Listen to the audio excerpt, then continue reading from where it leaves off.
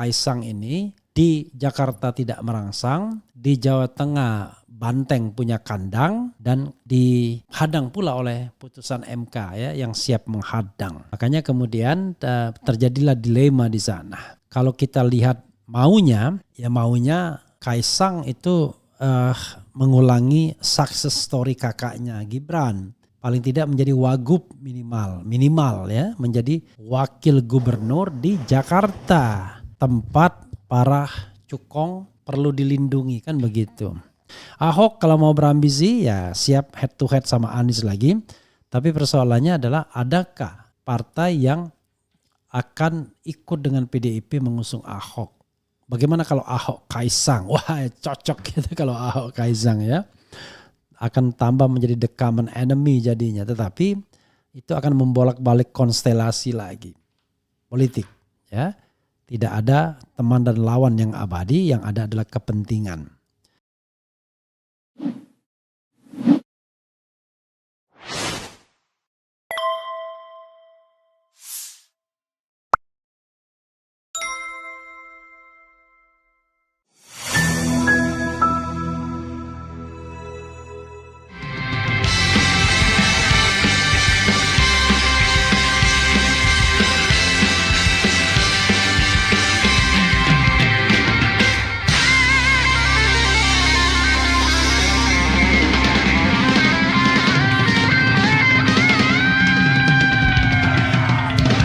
Assalamualaikum warahmatullahi wabarakatuh. Sobat RH sekalian, jumpa lagi kita di channel yang keren ini. Keren, cadas. Ya sobat semuanya, ini cerita ini cerita tentang Raja Petruk berkhotbah di depan rakyat yang mulai batuk. Orasi tak cerdas bikin ngantuk, lebih baik bayangkan kue getuk. Ya saudara sekalian, Kaisang dinilai lagi dilema. Di DKI elektabilitas 100%, Jateng kandang banteng. Ya, kita bikin lebih seksi judulnya, dilema Kaisang. Di Jakarta tak merangsang. Di Jateng Banteng punya kandang, putusan MK siap menghadang ya.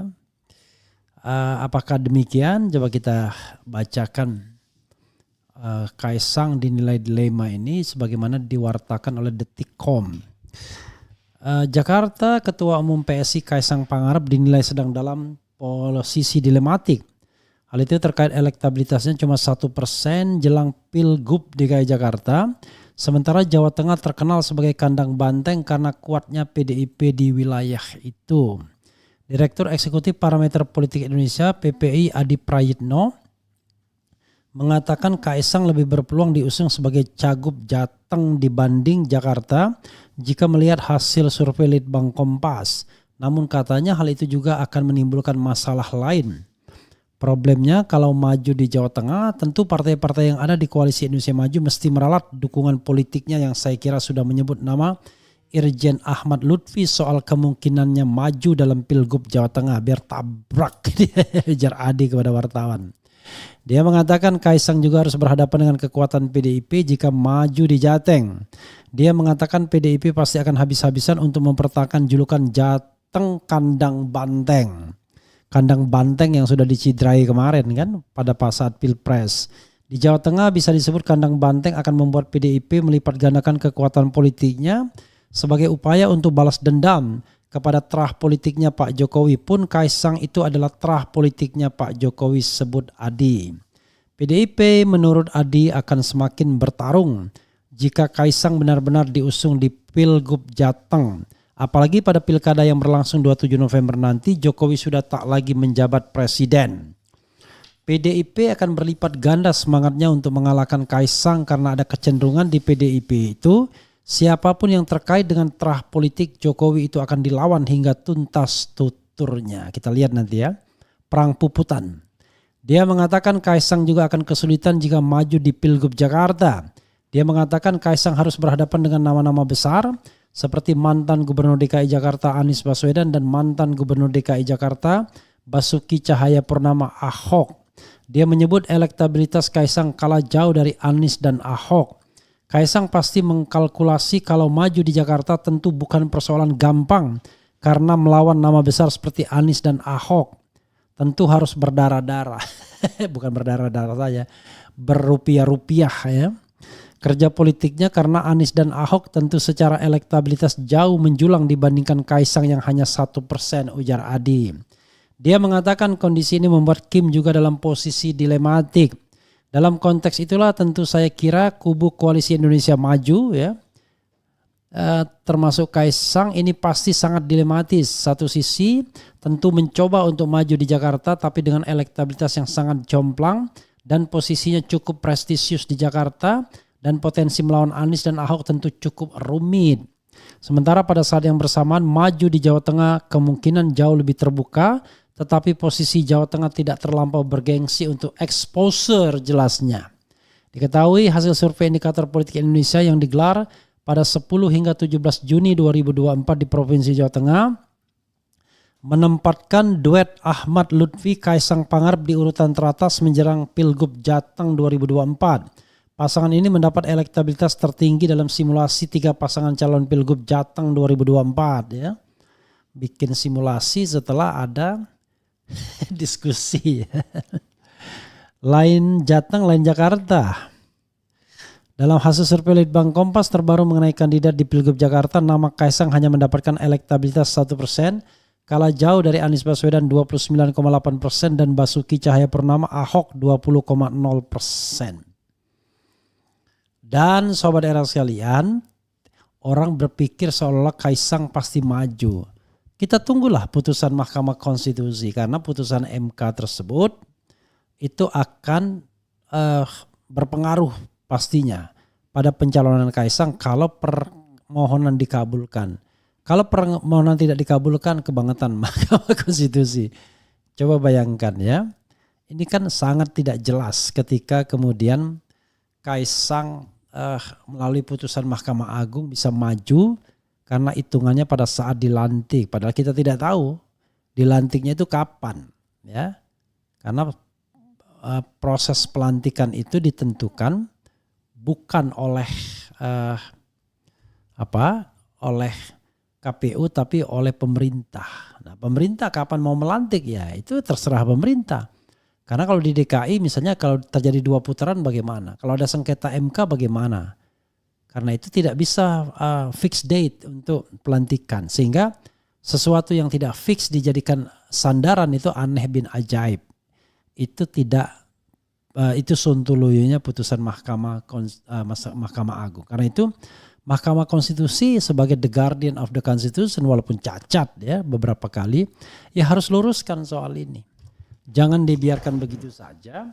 Ada sebuah putusan yang sulit dilaksanakan oleh penyelenggara negara utamanya KPU dan Bawaslu karena kesontoloyoan putusan tersebut. Maka saya mengatakan Kaisang ini di Jakarta tidak merangsang, di Jawa Tengah banteng punya kandang dan dihadang pula oleh putusan MK ya yang siap menghadang. Makanya kemudian terjadilah dilema di sana. Kalau kita lihat maunya Kaisang itu mengulangi success story kakaknya Gibran. Paling tidak menjadi wagub minimal ya, menjadi wakil gubernur di Jakarta, tempat para cukong perlu dilindungi kan begitu. Tetapi unfortunately lawannya berat.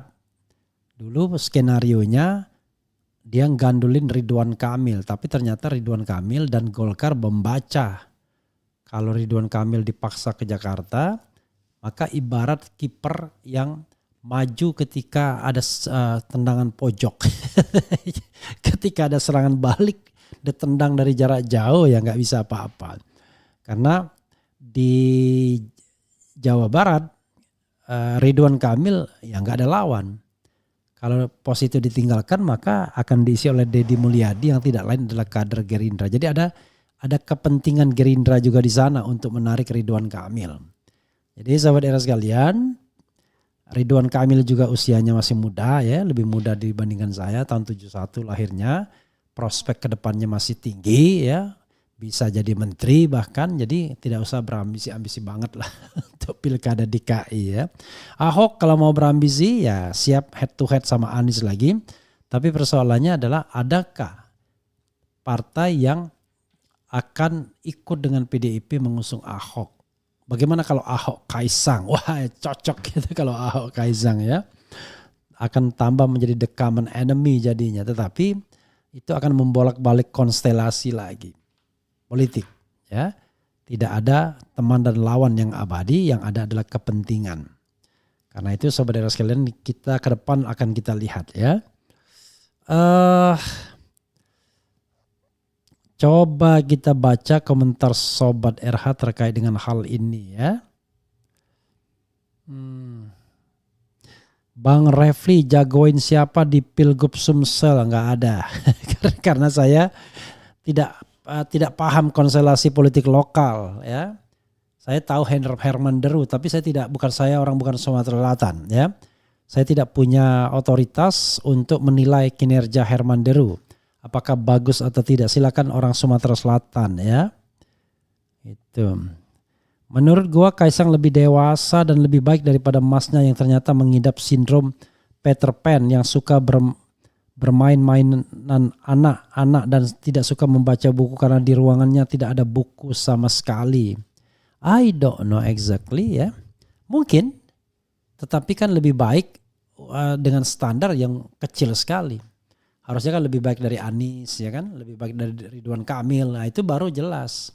Kita ini ingat mencari pemimpin ya. Saya sebagai penduduk DKI ya, KTP DKI ya nggak rela juga kalau dipimpin oleh gubernur yang nggak matang ya.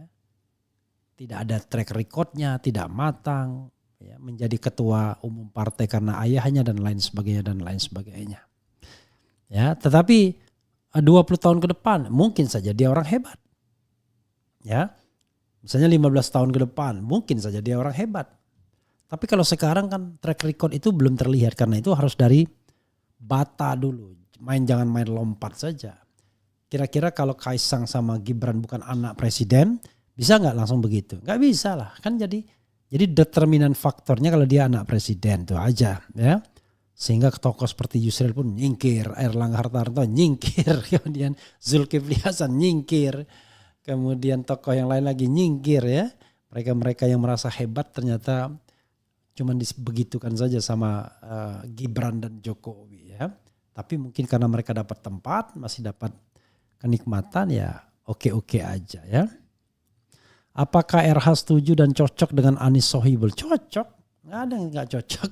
Apalagi saya udah panggil Sohibul ke sini ya. Dan saya kira saya reachable terhadap Sohibul. Tetapi sebenarnya kan konteksnya bukan suka dan tidak suka. Begini, yang saya inginkan itu adalah sebuah pilkada yang jujur dan adil. Siapapun yang terpilih sebagai pemimpin, itu soalnya. Kadang-kadang orang gak menangkap poinnya. Kenapa saya marah dengan Pilpres kemarin? Bukan karena Anies kalah, tapi karena kecurangan pemilu yang luar biasa, Pilpres yang luar biasa, yang kemudian orang semua tutup mata, termasuk Mahkamah Konstitusi, hakim-hakim yang sontoloyo itu. Kan begitu. Jadi itu soalnya. Soal menang dan kalah itu biasa dalam kontestasi politik. Tapi kalau menangnya dengan cara curang, ya kalau orang tidak marah dan tidak tergerak untuk mempermasalahkan ini, justru kita ragukan nasionalismenya. Karena saya tahu pemimpin yang melembagakan kecurangan itu tidak akan membawa kebaikan bagi Indonesia. Dan itu terjadi, it happened kepada kita semua dalam 10 tahun masa pemerintahan Presiden Jokowi, terutama 5 tahun terakhir ketika dia sudah berkuasa. Coba lihat evaluasi 5 tahun terakhir masa pemerintahan Presiden Jokowi, masalah semua. Ya, utang luar negeri tambah banyak dan lain sebagainya. Itu soalnya ya. Jadi bukan karena Aniesnya itu. Kalau Anies dan kalah nggak ada masalah, tapi yang paling penting adalah kalahnya harus benar, menangnya harus benar. Masa permintaan seorang warga negara yang sederhana seperti ini Anda kritik? Gimana coba? Lalu kemudian Anda berpikir pada formalitas, MK sudah memutuskan. Iya, MK memutuskan karena di bawah tekanan. Ketua MK melipir dia kan, kelihatan betul ya kan begitu.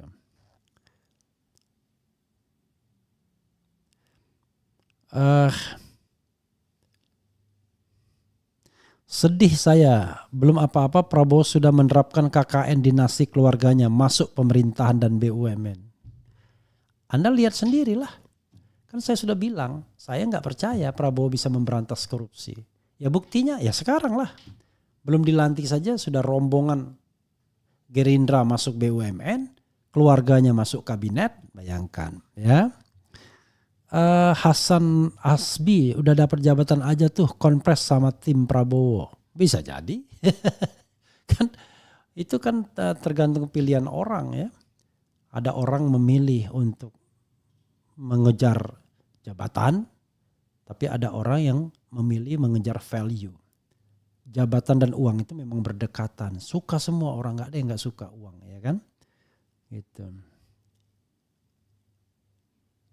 Yakin RH kalau Joko dan Wowo tidak cawe-cawe curang pilkada DKI. Tergantung kesepakatan mereka. Kalau mereka pecah kongsi, mereka nggak bisa cawe-cawe. Tapi kalau mereka sepakat, cawe-cawe lah mereka. Kalau mereka cawe-cawe jelas ya petnya akan mengalahkan Anies kan begitu. Di Pilpres 2019 dan 2024 mereka securang-curang padahal ya bedanya adalah 2019 yang mengalami kecurangan itu adalah Prabowo, 2024 gantian dia menggandeng dan mengetahui cara seperti itu memenangkan pertarungan. Ya sudahlah. Ya sudahlah ya. Kita berharap bahwa negeri ini baik-baik saja, tapi kalau tidak baik-baik saja ya saya sudah mengatakannya. Saya berharap Prabowo menjadi pemimpin yang amanah, pemimpin yang siddiq. Tapi kalau tidak, ya sudahlah ya. Kan begitu caranya. Itu saja saudara sekalian. Wassalamualaikum warahmatullahi wabarakatuh. Keren cadas. Cia.